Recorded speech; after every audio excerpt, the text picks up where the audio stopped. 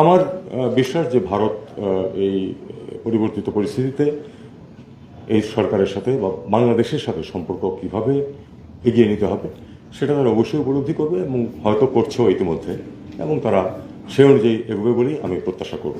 প্রতিবন্ধকতা তো আছে কিছু, এতে কোনো সন্দেহ নেই। প্রতিবন্ধকতা আছে, ধরুন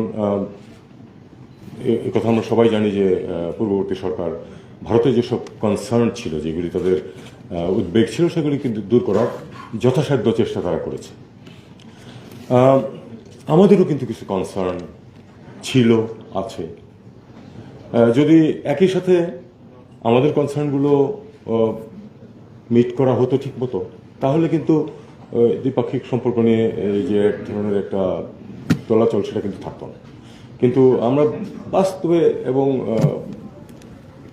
মোটা দাগে আমরা দেখতে পাই যে আমাদের যেগুলি কনসার্ন ছিল সেই কনসার্নগুলি ঠিক ওইভাবে কিন্তু সেগুলির ব্যবস্থা নেওয়া হয়নি। ব্যবস্থা নেওয়া হয় যে এই কারণেই যেটুকু সমস্যা। তবে একটা বিষয় হলো যে সম্পর্ক তো একদিনের, এক বছরের বা এক যুগের না, আরও অনেক বেশি সময়ের ব্যাপার। সবসময় একরকম যাবেই এমনও কথা নেই। আমরা আশাবাদী হতে চাইব যে আমরা একটা ভালো সম্পর্ক প্রতিষ্ঠা করতে পারবো, যাতে করে দুই পক্ষের স্বার্থ সংরক্ষিত হয়।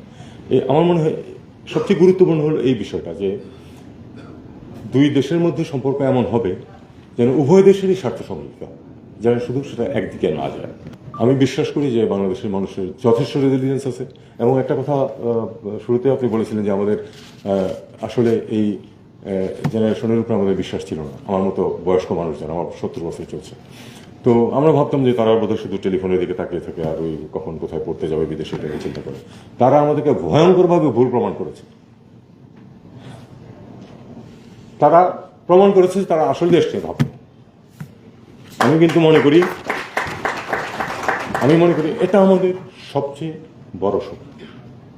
এই যে জেনারেশন, এরা দেশকে ভালোবাসে,